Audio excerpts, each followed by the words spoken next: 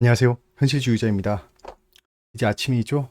어제 시장은 좀 어떠셨나요? 지금 계속해서 상승 중입니다. 지금 미증시는 조금 안 좋습니다. 나스닥이 떨어지고 있어요. 그 이유는 뒤에서 말씀드리고요. 현재 우리가 생각했던 흐름대로는 지나가고 있죠. 여기서 횡보할 거다. 최소 횡보할 거다라는 겁니다. 그러니까 이제 반대로 말하면 상승의 여력이 얼마 남지 않았다는 겁니다. 여기까지 가면 필연적으로 조정을 보일 수 있다. 그럼 지금은 조정을 보일 수 있는 영역이다라고 생각하시면 좋을 것 같습니다. 여기서 하락할 수도 있겠죠. 예, 그럼 하락하면 다시 이렇게 될 수 있다. 다시 여기서 하락을 시작하면 이렇게 될 수 있다는 겁니다. 여기서 횡보한다라는 전제를 가지고 보는 겁니다. 왜? 여기서 대체 왜 횡보하는데? 라고 하면 지금 현재 딱히 저가권으로 떨어질 만한 이유는 없습니다. 새로운 이유는 없다는 거겠죠. 금리 인상이야 원래 생각했던 대로 흘러가고 있고 연말까지 3%대로 상승을 시키겠죠. 예, 그게 답니다. 그리고 인플레이션도 점점 완화되고 있죠. 조정이 있을 수 있는 구간에 진입했다고 보시면 좋을 것 같습니다. 지금 신용 및 저항선 인근임을 감안해야겠죠. 신용융자가 지금 8월 8일에 굉장히 많이 줄었습니다. 이때 반대 매매가 일어났냐? 그렇진 않아요. 자발적으로 신용을 상환했다는 거겠죠. 다들 이제 겁을 먹었습니다. 겁을 먹었고 신용을 일으켰던 물량들은 지금 어느 정도 상승을 보고 청산하고 나왔다라고 여겨집니다. 여기서 추가적으로 돈이 더 들어와야 되는데 신용이 상환되고 있기 때문에 여기서 폭발적으로 상승하는 건 좀 어렵다라고 판단하는 겁니다. 자, 미국이 왜 하락하느냐라고 하면 나스닥이 떨어지고 있답니다. 왜? 칩 메이커 마이크론에 대한 얘기가 있습니다. 워닝을 줬대요. 어떤 게 지금 테크주가 도망갈 거다. 약간 패전에서 도망갈 거다라는 건데요. 그게 무슨 얘기냐라고 하면 여기 디스멀 포캐스트 아주 암울한 전망을 내놨답니다. 그 근거가 인플레이션 데이터도 있고 금리 인상도 있다고 합니다. 그러니까 금리도 인상하고 그러니까 투자가 점점점 줄 거고 그러면 기술주인 마이크론 같은 종목들은 점차 수익성이 악화될 거다라는 전망이 나왔다는 겁니다. 자, 근데 여기서 또 다른 소식이 있습니다. 바이든 대통령이 사인을 했다네요. 무엇에? US 칩 메이커들을 부스트하기 위한 빌에 사인을 했답니다.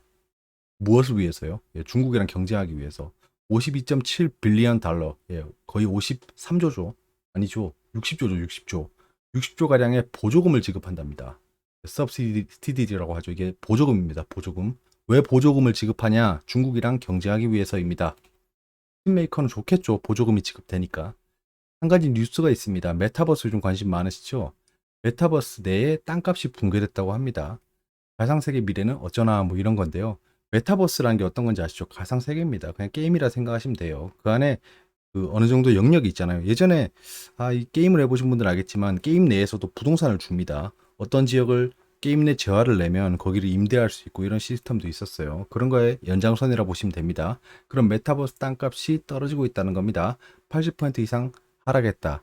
사실 메타버스는 현재 거품의 영역입니다.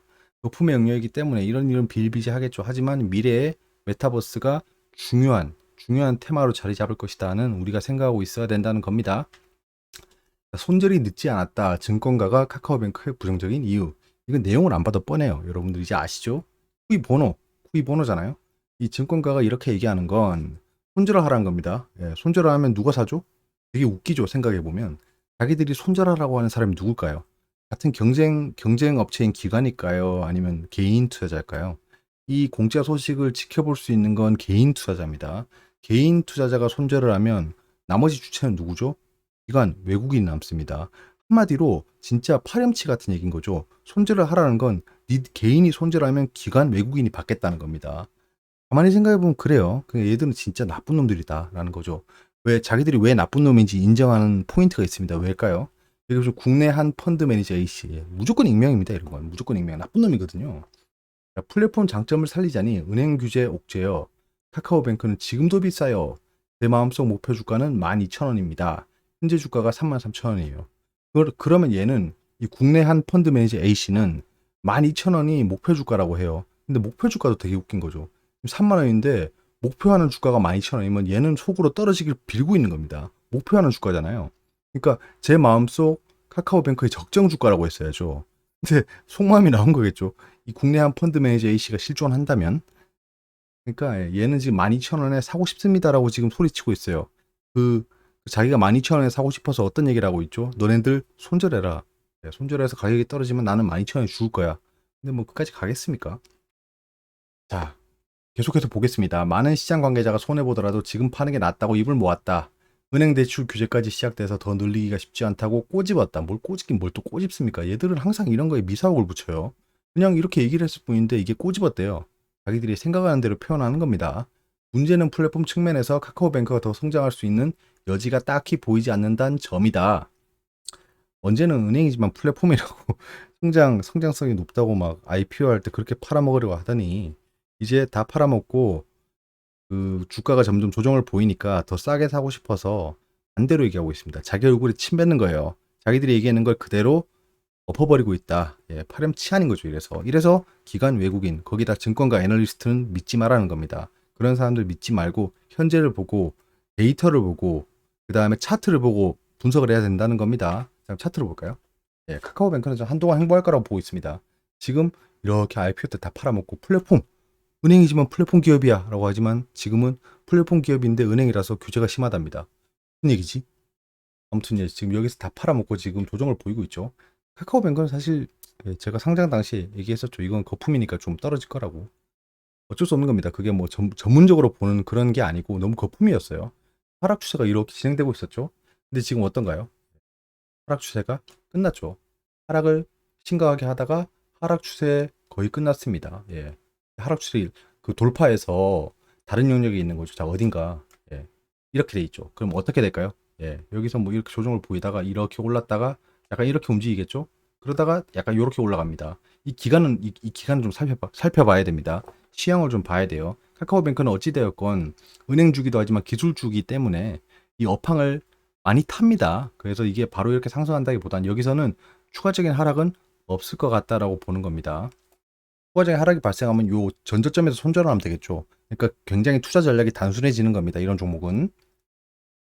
자, 이런 소식도 있습니다. 한국조선 지난달 세계 발주량이 55%를 수주했다라는 겁니다. 국내 조선 업체들이 지난달 전 세계 선박 발주량의 절반 이상을 싹쓸이하면서 3개월 연속 글로벌 수주량 1위 행진을 이어갔다라는 겁니다. 한국조선은 제가 굉장히 강조했던 종목 중에 하나입니다. 그 이유가 뭐냐면 예전에 제가 3년 전에 얘기했었죠. 조선업 테마주는 슈퍼사이클이 도래하기 때문에 유심히 봐야 된다.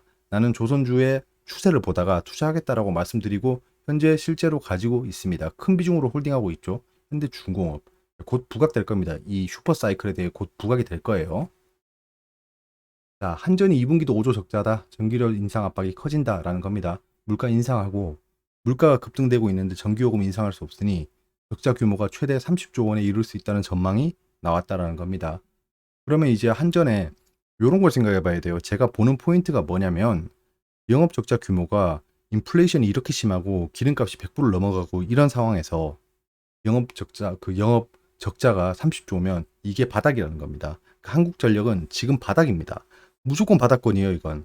여기서 더 떨어질 수가 없습니다. 이렇게 최악의 상황인데 주가가 이렇게 형성돼 있잖아요. 그러면 이거는 바닥권이라고 보는 게 맞습니다. 즉, 한국전력은 앞으로 좋아질 일만 남았다는 겁니다. 여기서 또 투자 전략이 단순해지겠죠. 전저점을 깨고 내려가지만 않으면 여기서 저가권이 형성하는 겁니다. 전저점을 깨고 내려간다면 그때 다시 생각해 봐야 될 것 같습니다. 하지만 그럴 일은 없을 것 같다.